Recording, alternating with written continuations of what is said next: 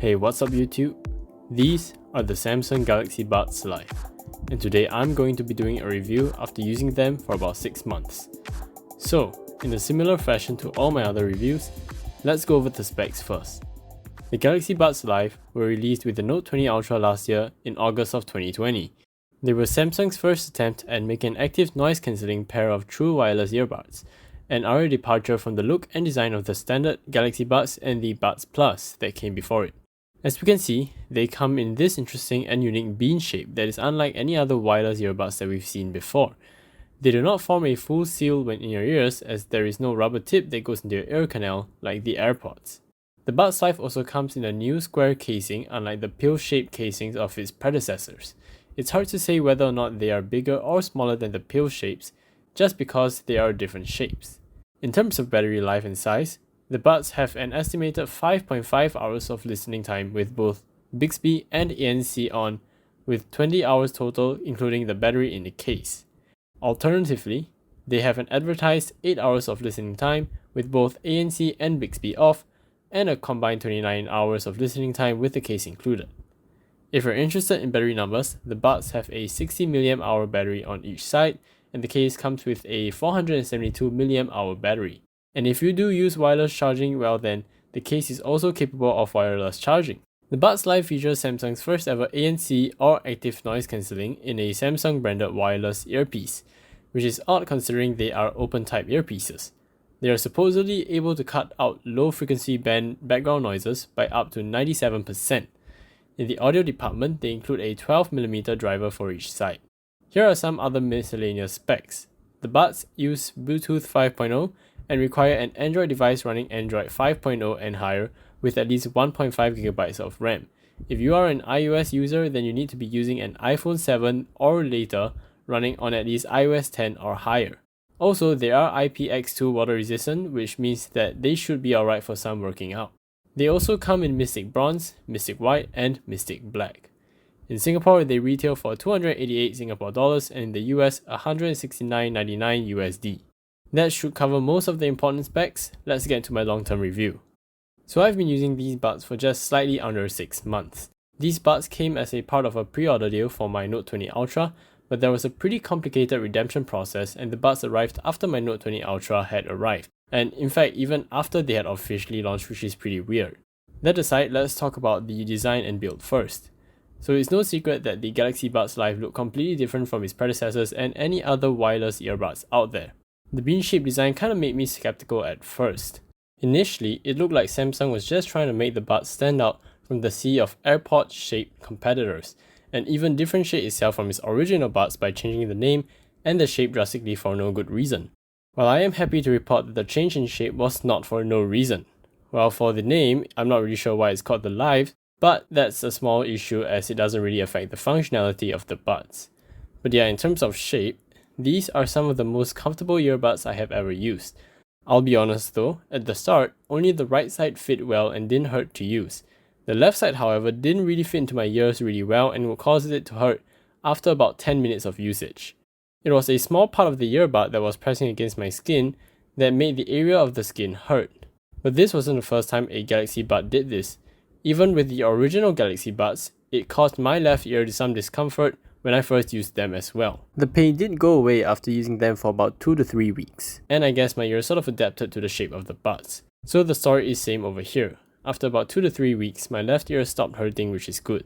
After that whole phase, they fit pretty good in the ear and they were really designed to just sit comfortably in your ear without the need of a rubber piece sticking into your ear canal. This is how the Airpods and Earpods should have fit despite being open designs, but they unfortunately don't fit for everyone. So the bean shapes were a good design choice and it wasn't just based on food for no reason. They block out a surprising amount of noise passively despite not having a rubber seal. Also, I'll be honest, although a rubber seal usually leads to better sound, I honestly like having no rubber in your ear canal as this doesn't push wax down your ears. Oh yeah, and in order to get a perfect fit, you can swap out this rubber wing on both earbuds with a bigger one. The current one I have installed is the default smaller wingtip. Just a quick mention, the surfaces of the earbuds do pick up a lot of fingerprints for being very glossy, but they can be cleaned easily and they actually surprisingly look pretty natural in your ears. At least more so than Airpods in my opinion. The new case shape of the Galaxy Buds Live is quite pocketable, despite being this new square shape instead of the pill shape of previous years. I have a few scuff marks on mine because I have dropped this case about a few times. Personally, I do prefer the pill design of the older cases as they do feel a bit less awkward in your pants or jeans. Also, being slimmer means that they do slip in and out of your pants easier. Fun fact, in case if you didn't watch the iFixit teardown of the Galaxy Buds Live, Samsung officially recognized that these are indeed beans by naming one of the ribbon cables in each earbuds bean left and bean right respectively.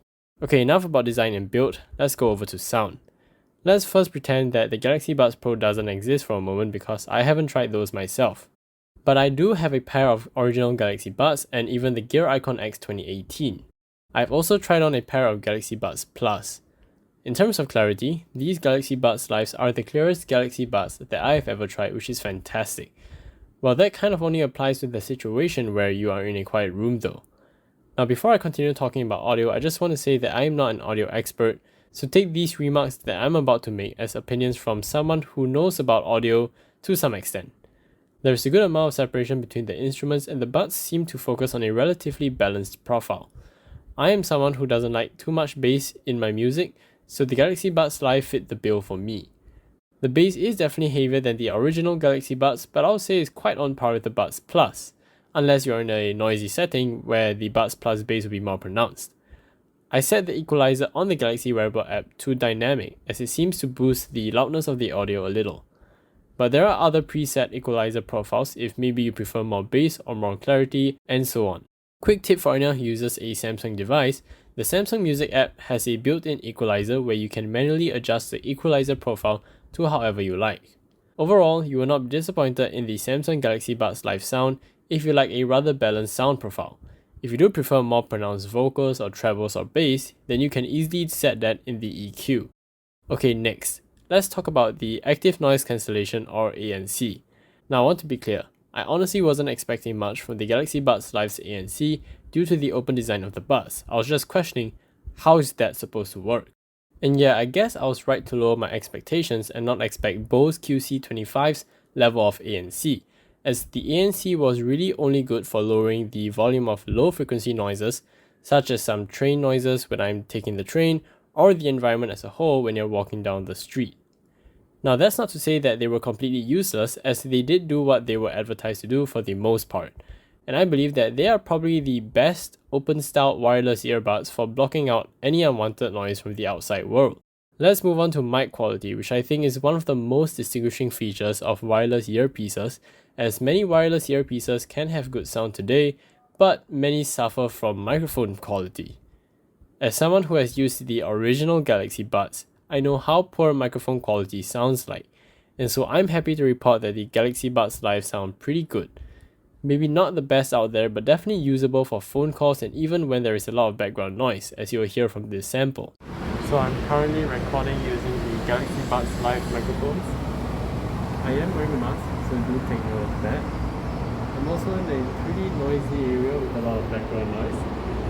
Do let me know down in the comment section how you guys feel about the Galaxy Buds Live microphones. So I'm currently in my room, and these are how the Galaxy Buds Live sound with little background noise. Let me know down in the comment section what you guys think. I think one of the biggest problems of moving to wireless earbuds is the fact that you have to worry about them running out of power, as they aren't constantly plugged into your phone or laptop. So if they are going to replace your wired earpieces, you would expect that a wireless pair of earbuds should at the minimum be able to last as long as you want to wear them. And for me, they had never died on me before I wanted to take them out. They are definitely more than able to make it through any commute, as commuting in Singapore usually doesn't take more than 2 hours. However, I found that they are also pretty good for working or studying sessions. I typically let my ears rest for about 10 to 15 minutes after about 1.5 to 2 hours of usage, which should give them enough time to charge back up for another few hours of usage. I also found myself only needing to charge the case about once every week or 1.5 weeks. And that is a pretty neat thing, as the last thing you want is to have another item to fight with your USB-C charger every night. So unless you listen to 15 to 20 hours of music a day, you should have no problem charging this case at most about twice a week if you're a heavy user. And while we're here, I would like to commend the Galaxy Buds Live case for using USB-C to charge and also including wireless charging capability for a quick top up using wireless power share on a Samsung phone or any wireless charger out there.